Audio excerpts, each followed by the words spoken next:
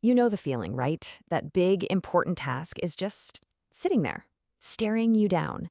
And you know you have to do it, but suddenly your desk has never looked messier, or you just have to check your email one more time. It's so frustrating. It makes us feel lazy and honestly pretty stressed out. So let's get into this, because what if I told you procrastination isn't a character flaw at all? Forever, we've been told that putting things off is just a personal failing. It means you're not disciplined or you just don't know how to manage a calendar.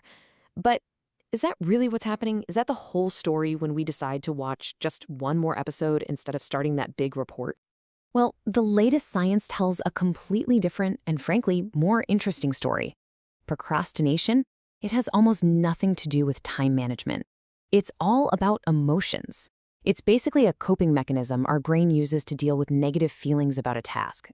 Boredom, anxiety, feeling insecure, or that big one, fear of failure. It's a quick, short-term mood fix. To really get why we do this, we've got to look inside our own heads. Because every time you face a task you don't want to do, there's basically a civil war breaking out between two very different parts of your brain. So let's meet the two armies in this war. On one side, you've got your limbic system. This is your ancient primitive brain. It runs on instinct, survival, and what feels good right now. It literally doesn't understand the concept of tomorrow. Then on the other side, you have your prefrontal cortex. This is the sophisticated, rational planner that thinks about long-term goals. The only problem, it gets tired out really easily. So here's how the fight goes down. Your rational prefrontal cortex says, okay, time to start that proposal. But your limbic system just freaks out. It screams, this is boring, this is hard, this feels bad. It sees that discomfort as a real threat, and it hijacks the controls to find the fastest possible escape route. And that escape route? That's procrastination, getting an instant dopamine hit from doing anything else. But it's not just our ancient brain wiring. Oh no, we also set these really clever mental traps for ourselves that make the whole cycle even worse. There are these specific cognitive biases that actually feed our urge to put things off. Okay, this first one is genuinely wild. It's called temporal inconsistency. Get this.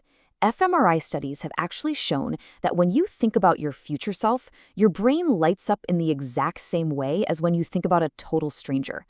We literally don't see our future self as, well, as us.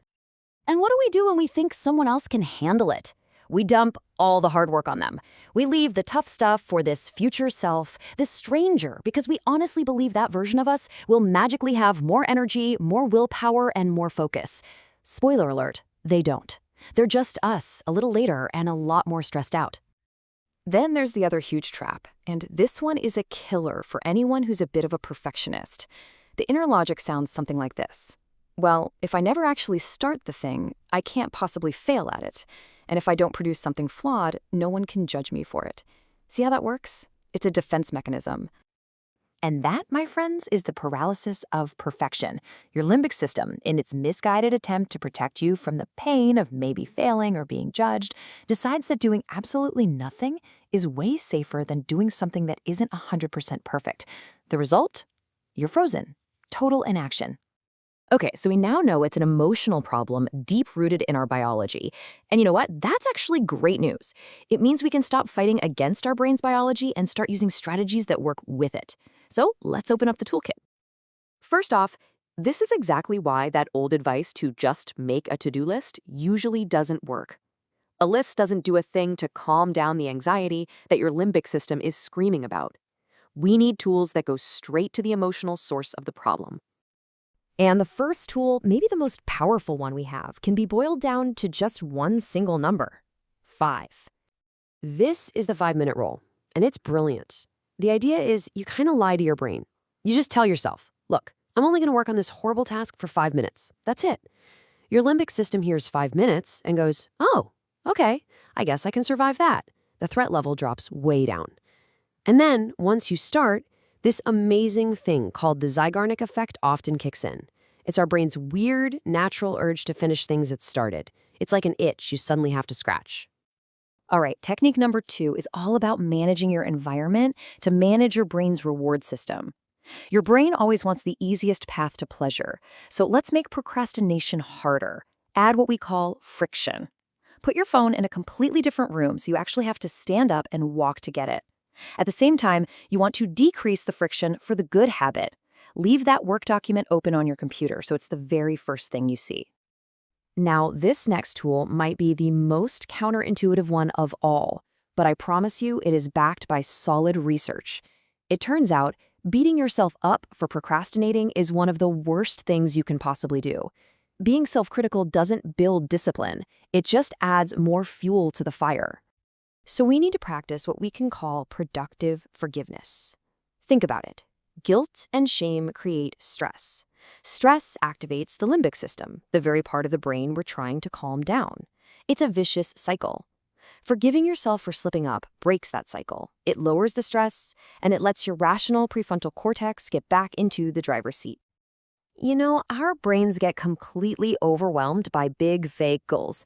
Write my thesis sounds absolutely terrifying. That's a huge strategy, not a small action. The trick is to break it down into tiny, non-threatening tactics. Don't clean the house. No, the task is put one dish in the dishwasher. Don't write the thesis. The task is write just 3 sentences of the introduction. And why does this work so incredibly well? Because every single time you complete one of those tiny little tactics, your brain gets a small hit of dopamine, that awesome reward chemical. It's a small win that tells your brain, hey, we can do this. And that little chemical reward is the very thing that motivates you to take the next tiny step. Okay, so let's pull all of this together. Procrastination isn't just one bad choice. It's a self-feeding, vicious cycle. And really understanding this loop is the absolute key to finally breaking free from it. So here's how it plays out, step by step. First, you get a trigger, some task that just feels awful. That causes a reaction, anxiety, which kicks your limbic system into high gear. Your brain's defense mechanism is to avoid that bad feeling, so you do a substitute action, like scrolling on your phone, to get immediate relief. But that leads to the final consequence, a wave of guilt and even more anxiety, which makes that trigger task feel even bigger and scarier next time. And bam, the cycle starts all over again. So here is your mission. You need to jump in and intervene right between steps 2 and 3. The second you feel that wave of anxiety, that's your cue. That's when you use the 5-minute rule to trick your brain into starting. And if you do slip up and procrastinate, that's when you use productive forgiveness to stop the cycle before it can spiral into guilt. Okay, let's make this super practical. For right now, forget about the entire, massive, overwhelming project you've been avoiding. The whole thing doesn't matter in this moment. All we're looking for is the tiniest possible point of entry. So I'm going to leave you with this one question. Think about that thing you're putting off. What is the absolute first, most ridiculously small 2-minute action you can take to get started? Right now, not later, right after this. What is that one tiny thing? Now, go do it. Your future self is going to thank you.